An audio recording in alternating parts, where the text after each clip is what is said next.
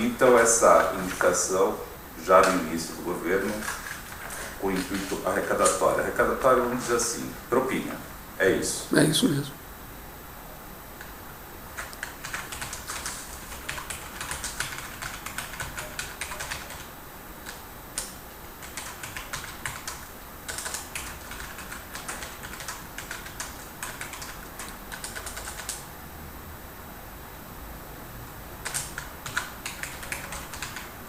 Bem, você disse que o presidente Luiz Inácio Lula da Silva participou ativamente no esquema Petrobras.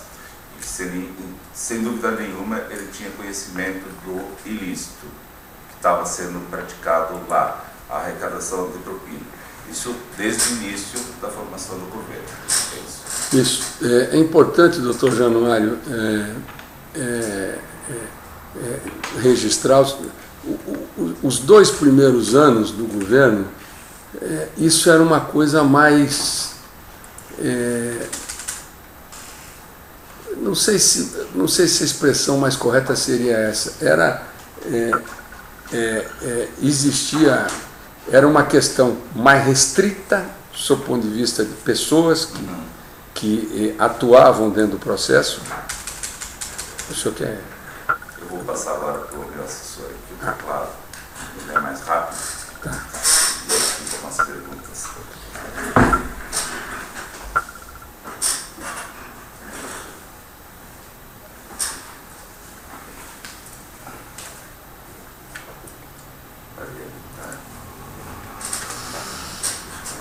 Então, doutor Januário, nesse princípio, era uma coisa mais restrita e de menor monta, não atingiu a dimensão que veio depois. E por que eu estou dizendo isso? Porque depois do mensalão, o presidente Lula precisava estruturar uma base consistente, até em função do desgaste que todo aquele processo trouxe. Quando aí ele toma a decisão de trazer o PMDB e, ao mesmo tempo, também o PP, depois da saída do Rogério Manso, acaba indicando o Paulo Roberto Costa, que veio assumir a diretoria de abastecimento. A indicação foi em 2000. Isso foi 2000 deve ter sido 2005, 2004, alguma coisa assim. A saída do Manso acabou sendo nomeado Paulo Roberto Costa.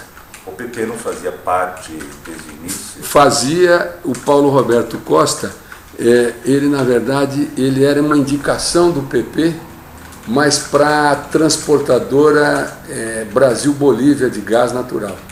Ele, à época, ele era presidente da, a gente chama lá na Petrobras de TBG. Quando dali ele foi alçado, por indicação do PP, ele foi alçado à diretoria de abastecimento na saída do Rogério Manso. Essa história, essas sucessões, doutor Januário, eu conheço bem porque eu fui da casa. Então, eu sempre conversei, eu converso com... Eu tenho um trânsito grande dentro da companhia, então eu acompanhei essas coisas todas muito de perto, fui perguntado sobre essas pessoas também, então por isso eu estou afirmando para o senhor com muita tranquilidade, com muita segurança. E aí o que acontece, doutor Januário? Aí as coisas escancaram mesmo, porque aí era uma máquina operando para atender partidos importantes da base para garantir a dita governabilidade. Então as coisas ficam mais escrachadas, vamos dizer assim, porque essa questão da Petrobras, de arrecadação, ela não vem desse governo só, ela vem de outros. Esse governo ele sistematizou e colocando as diretorias a serviço de partidos da base para garantir a sustentabilidade política do governo. E, mais fundamentalmente, por que chegou a esse nível de intensidade? Não só por essas razões políticas, mas que a Petrobras ela foi usada como um vetor de desenvolvimento do país, que entra o discurso do pré-sal, do modelo de partilha, aquele discurso do petróleo é nosso, do não à privatização, do conteúdo nacional que levou à instalação de estaleiros. Tem todo um discurso político de várias refinarias que viriam a ser construídas. Começou com Abreu e Lima, depois foi para o Ceará, depois foi para o Maranhão. Ou seja, criar um volume de projetos dentro da companhia que ela se tornou efetivamente a grande arrecadadora de todo o governo. Havia uma efetiva participação, então, na política que seria desenvolvida pela Petrobras por parte do presidente da República, no caso o Lula. Essa indicação para o senhor pareceu bem clara, né? E mais, doutor Januário, às vezes eu vejo, muitas vezes o presidente Lula dizer assim, eu não sei de nada, eu nunca tive com diretor A, diretor B, diretor C. Só que como a Petrobras virou uma espécie de... Se o senhor ver, por exemplo, se o senhor olhar a campanha de 2006, para presidente, a discussão foi o quê? Foi estatização e privatização. Petrobras, pré-sal. Ou seja, apesar de todos os ex-presidentes discutirem Petrobras nos seus mandatos, mas a Petrobras do governo do presidente Lula era uma espécie assim de ícone dentro da estrutura toda de governo. Portanto, ela merecia uma atenção especial e uma ação particular dele muito forte dentro do processo, inegavelmente isso.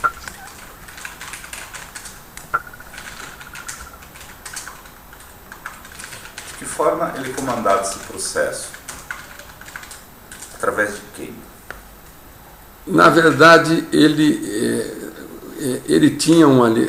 Primeiro, ele conversava com certa frequência com os diretores, convocava reuniões, levava o presidente. Eu mesmo fui diretor da Petrobras, eu tive muito pouco contato, tive em algumas reuniões com o presidente da República, mas isso é muito raro. Normalmente no governo quem fala com o presidente da República é o presidente da Petrobras, que na verdade é um ministério isolado. Ele é subordinado ao ministro de Minas e Energia, mas o presidente da Petrobras é direto com o presidente da República. Então a interlocução do presidente da República se faz com o presidente da Petrobras na época. Primeiro o Dutra e depois o Gabriel. Raramente ele mantinha então contato com os diretores. O senhor sabe se ele manteve? Não, tanto é que existem até vários registros fotográficos e tal, ele reunido com os diretores, discutindo projetos, por exemplo, Paulo Roberto discutindo as refinarias, né? Depois outros diretores da companhia discutindo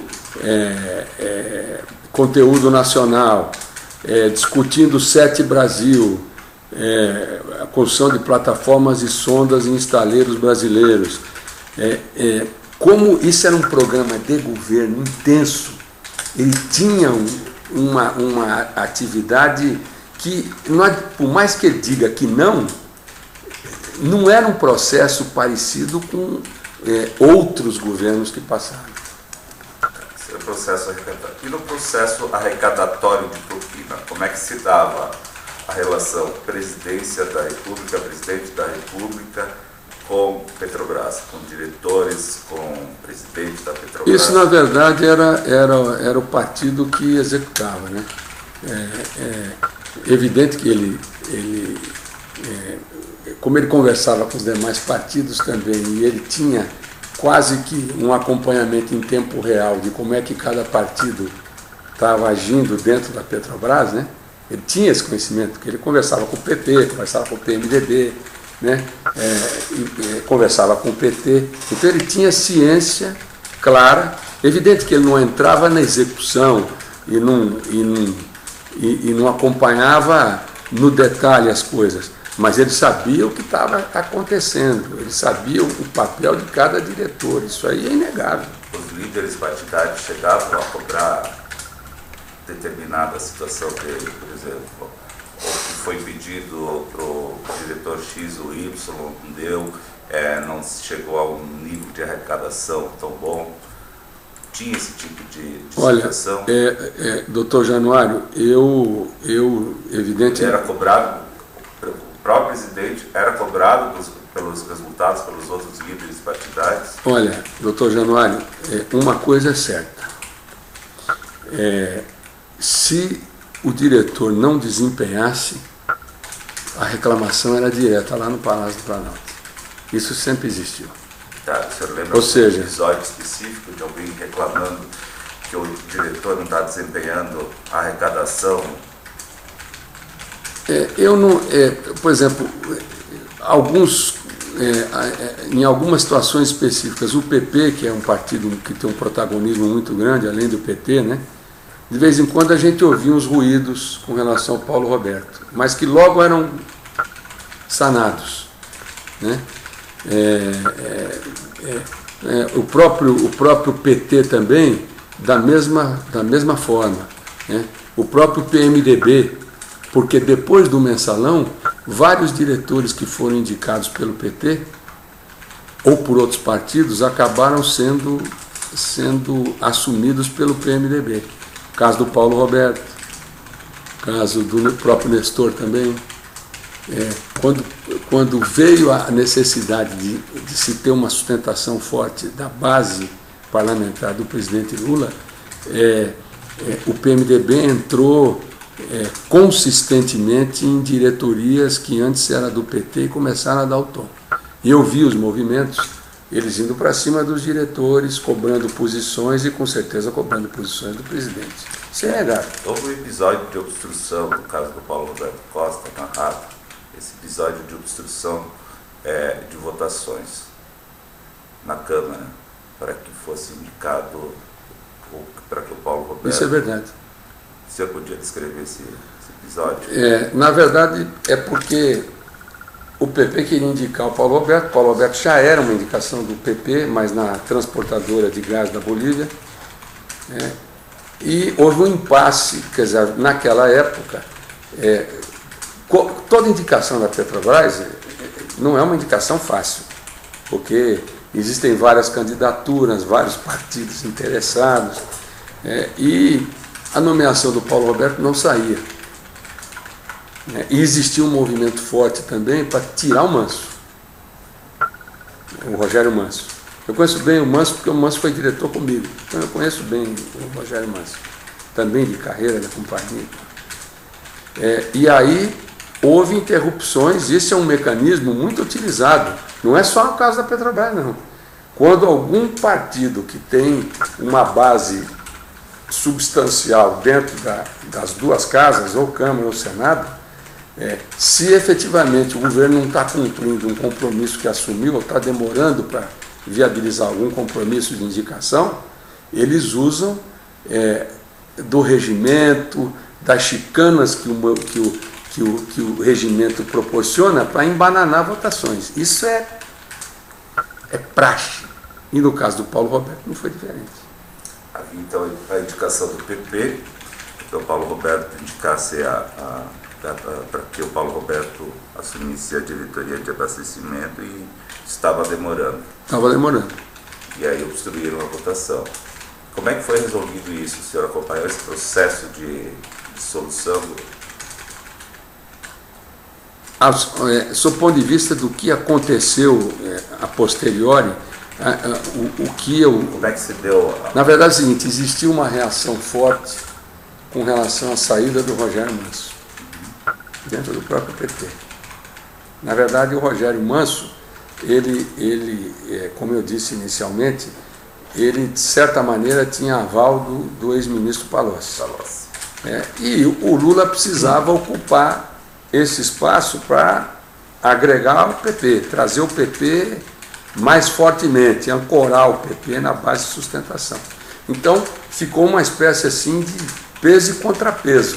Quer dizer, o Palocci como ministro da Fazenda puxando de um lado né? E do outro lado o PP, que era o compromisso do presidente, né? Quando aí o PP resolveu responder no Congresso, falou assim, não vão cumprir conosco, as coisas não caminham, então nós vamos começar a criar dificuldade nas votações aqui dentro da Câmara. E foi o que aconteceu. Porque no Senado o PP é desse tamanho assim, mas na Câmara não é não. Ele é grande. É um partido que, eu não sei hoje quantos tem, mas era um partido de mais de 40 deputados, então não é mole não. 40 deputados dentro de uma base é um número razoável. Passamos ali a primeira etapa da formação do governo, já estamos, o marco divisório foi o mensalão, né?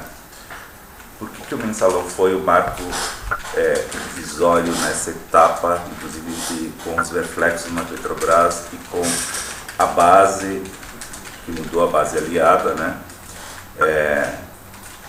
Qual foi o episódio, assim, qual foi o fato principal da mudança dessa base aliada? Porque, inicialmente, isso era muito do PT, depois o PT foi aprendendo ao longo do tempo. O PT começou, o início do governo é muito hermético, é muito, vamos dizer assim, ligado àqueles partidos que levaram o Lula à presidência. Quando sobreveio o mensalão, ele percebe que ou ele se arruma, ou ele poderia ser empichado, inclusive. Então, uma tese que era defendida desde o início do governo pelo ex-ministro Zé Dirceu, que o PMDB deveria participar ativamente da base do governo, e que o próprio Zé Dirceu trabalhou nisso. Quando o Zé Dirceu foi levar essa aliança para o Lula, já combinado com o PMDB, o Lula não topou. Aí veio o mensalão. Quando veio o mensalão, o Lula fez uma revisão das posições que ele vinha assumindo, dizendo assim, ou eu abraço o PMDB ou eu vou morrer. Quando aí o PMDB veio fortemente para o governo e estabeleceu tentáculos em toda a estrutura de governo, não foi só na Petrobras, não. Assumiu o Ministério de Minas e Energia, Eletrobras, o setor elétrico, que nos governos anteriores era feudo do PFL, né? O setor elétrico, o setor de energia, de modo geral, passou a ser feudo do PMDB. Você está me dizendo que houve um acordo para poupar o presidente Lula do impeachment. Havia essa possibilidade? Havia essa possibilidade. Como presidente da CPI, né? E eu conheço bem como é que essas coisas evoluíram, doutor Januário. E ali havia um risco muito grande dele ser empichado. Mas havia fatos. A CPI ocultou algum fato, ou poupou o presidente da República? Na verdade, na reta final, existia o relatório que estava sendo preparado, ele propunha, entre outras coisas, né, havia a questão existia uma proposta, né, de indiciamento do presidente Lula e um dos filhos dele. Acho que é o filho mais velho, acho que é o Lulinha, por causa daquela questão da Game Corp, com a antiga Telemar, se eu não estou enganado. Mas aí, dentro de uma composição que foi feita, na véspera da votação do relatório, esse indiciamento, e não é uma coisa, doutor Januário, esse tira e põe, ele faz parte do dia a dia do Congresso. Não é uma coisa, não foi uma coisa específica só da CPI, dos Correios. Isso acontece no dia a dia, em outras CPIs, em sessões das comissões de fiscalização e controle, que acompanha a conta de governo. Quer dizer, não é uma coisa excepcional, né?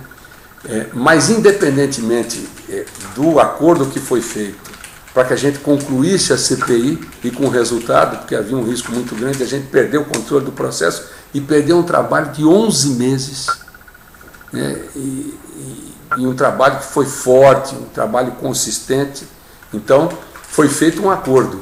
Agora, os indícios e a documentação que a CPI levantou, um eventual impeachment do presidente Lula não terminaria ali. Ele poderia continuar, porque nós fizemos um trabalho forte, nós rastreamos o dinheiro desde que saiu do Banco do Brasil, quando foi para as empresas do Marcos Valério, depois quando sai da empresa do Marcos Valério e vai irrigar as contas do partido, tudo isso estava rastreado. Quer dizer, existia uma operação forte, comandada inclusive pelo próprio Marcos Valério, que era uma espécie de braço armado do próprio Delúbio, para alimentar as estruturas partidárias. Então, mesmo tendo havido um acordo que passou por todo mundo, pelo menos pelos principais líderes na CPI, existiam argumentos suficientes para dar continuidade a um processo de afastamento. Quem, especificamente? Principalmente as lideranças. Isso foi discutido com vários líderes na época, como também o relatório foi tratado em vários tópicos, Até foi, como isso exige um diálogo permanente, até para conduzir os trabalhos, senão vira uma confusão danada. Então foi ouvida a oposição, foi ouvida a base, foi ouvido todo mundo. E a oposição mesmo compreendeu o seguinte: ou a gente prepara um relatório que vai dar sequência a uma série de procedimentos, inclusive judiciais,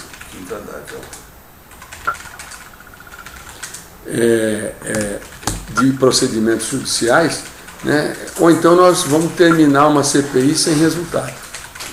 E quem é que queria propor no relatório o indiciamento do presidente? Isso aí, na verdade, surgiu das próprias investigações, surgiu de vários requerimentos que foram apresentados, ou de vários votos em separado também, especialmente da oposição. E aí esse relatório foi votado, os votos em separado foram votados também, e aí o Osmar Serralho fechou o relatório dentro daquilo que efetivamente, pelo menos por maioria, a CPI deliberou. Na sua convicção, ele deveria ter sido indiciado na época, deveria constar do relatório como um dos responsáveis? Naquela ocasião, as informações ainda não eram... eu acho que o filho dele estava numa posição muito mais delicada do que ele, propriamente. Mas os indícios eram muito fortes. Talvez a gente não tivesse todas as informações, porque uma CPI, o senhor sabe como é que funciona. Tem um conteúdo, tem um viés político forte. Ele não proporciona, por exemplo, as condições que o Ministério Público Federal tem para investigar, a Polícia Federal tem para investigar. Não tem nem mecanismo para fazer isso. Acho que naquela ocasião nós não tínhamos todas as informações necessárias. Então acho que foi uma decisão equilibrada. Mas depois, com o tempo e com as investigações, que o Ministério Público fez, que a Polícia Federal fez, e também o próprio julgamento do STF, já os dados eram muito mais consistentes e muito mais completos. Então nós falamos já, vamos voltar agora para... Eu não sei se eu consegui explicar para o senhor. Muito obrigado. Vamos voltar agora então para a questão da nomeação dos diretores. O presidente da Petrobras, a nomeação dos diretores. Então a gente falou sobre o Paulo Roberto, que houve a obstrução pelo PP. Agora, os outros diretores, Renato Duque é PT puro. É PT puro, desde o início não houve resistência. E foi o único que começou no PT e terminou no PT. E eu acho que é uma personagem dentro desse processo extremamente relevante. Porque se existe alguém que sempre teve uma ligação com o partido intensa, foi o Renato Duque. É muito relevante.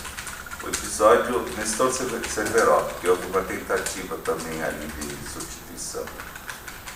E houve a substituição mesmo.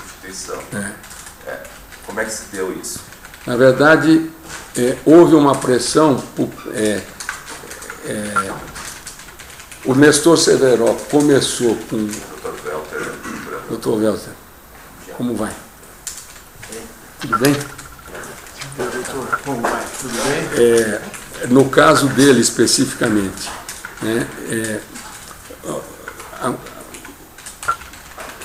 quando houve essa solicitação de troca, ele, na verdade, nessa época já era pós-mensalão, ele era, de certa maneira, ele era uma indicação, ele ficou sob responsabilidade do PMDB do Senado. Do Senado. Quando vem a votação da CPMF. E aí o PMDB da Câmara diz assim, ó, ou nós vamos ter espaço na diretoria da Petrobras, na diretoria internacional, ou então não passa a CPMF aqui. Então aí foi negociada a substituição do Nestor da diretoria internacional, inicialmente pelo João Augusto, que já tinha sido, na época do governo Fernando Henrique, diretor da BR Distribuidora. João Augusto Recebes, né? Henriques, isso. Mas aí a presidente Dilma vetou o João Augusto. E, ao vetá-lo, indicaram o Zelada, que assumiu o lugar do Nestor na diretoria internacional e representando o PMDB da Câmara. Nestor Cerveró, então, é a indicação do PMDB do Senado. Quem do PMDB do Senado? Renan, principalmente o Renan. Foi quem comandou as negociações para tomar conta do Nestor na área internacional. O grupo era Renan, Lobão, né, que na época era ministro de Minas e Energia também. Esse time. Quando aí veio esse enfrentamento com o PMDB da Câmara, porque é interessante o PMDB. Existe um PMDB do Senado, existe um PMDB da Câmara que é completamente diferente. Eles não têm interesses comuns. Podem ter assim taticamente, mas eles têm políticas diferentes. E quem liderava na Câmara a indicação do Zelada? Na Câmara, isso começou através de um deputado que cuidava na bancada do PMDB da Câmara desse assunto, desses assuntos de indicações, chamado Fernando Diniz. Esse deputado, inclusive, faleceu. Um deputado do PMDB de Minas Gerais. Né? Mas teve as bênçãos, né, do PMDB da Câmara, Eduardo Cunha. À época, o próprio Michel era presidente da Câmara também. Aquele time do PMDB que sempre atuou fortemente dentro da Câmara dos Deputados, que era o núcleo pensante do PMDB. Né? Gedel, que é um grupo que sempre atuou conjuntamente na política dentro da Câmara. Né? Como é que se dava a interlocução desses grupos com o presidente Lula? Como é que ele agia nesses casos de substituição? Como é que isso funcionava? Era uma ação direta das lideranças. Isso normalmente era comunicado ao chefe da Casa Civil. Né? E normalmente uma indicação desse porte, o chefe da Casa Civil agendava uma reunião com o presidente Lula para a discussão do tema, com os líderes dos partidos que tinham interesse em ocupar esse espaço. Petrobras, doutor Januário, não tem como não passar pelo presidente da República. Não tem como não passar. Eu tenho lido algumas entrevistas que têm sido dadas. Que era o chefe da Casa Civil que resolvia. Pode resolver casos menores, mas Petrobras é o presidente da República que bate o martelo. A curiosidade é saber, havia o intuito arrecadatório de propina, acho que nós chegamos até tangenciar isso lá atrás.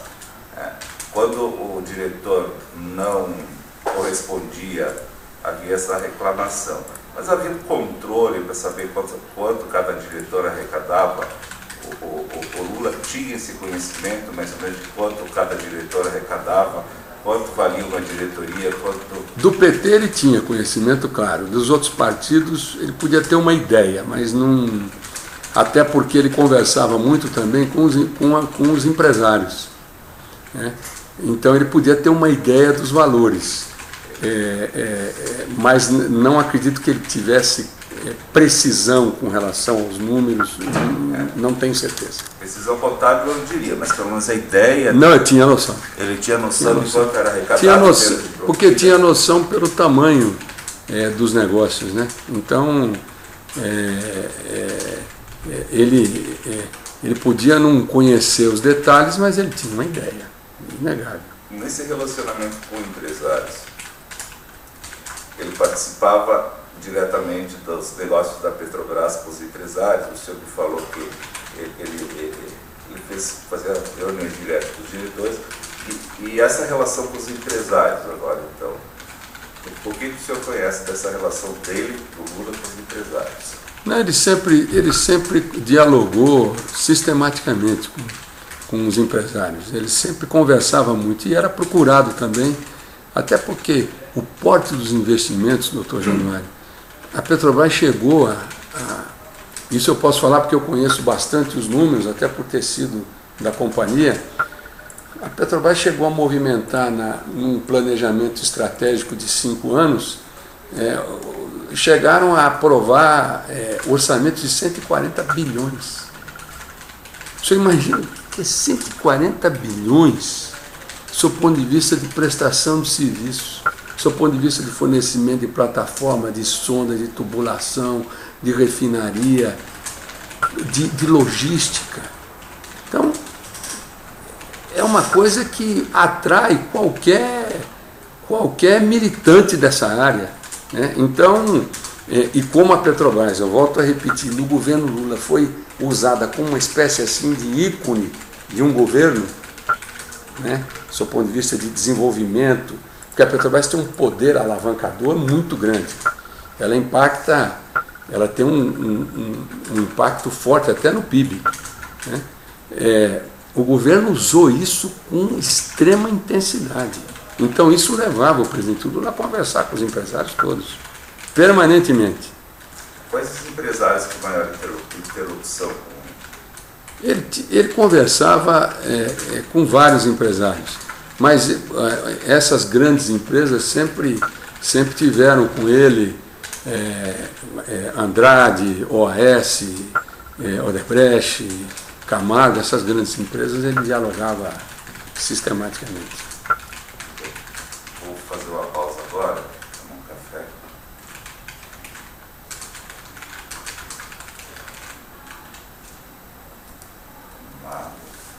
Nós já retornamos também. Eu não sei se está ficando claro, doutor Januário. Nós estamos conseguindo desenvolver, sim. Para a gravação. Se alguém quiser ir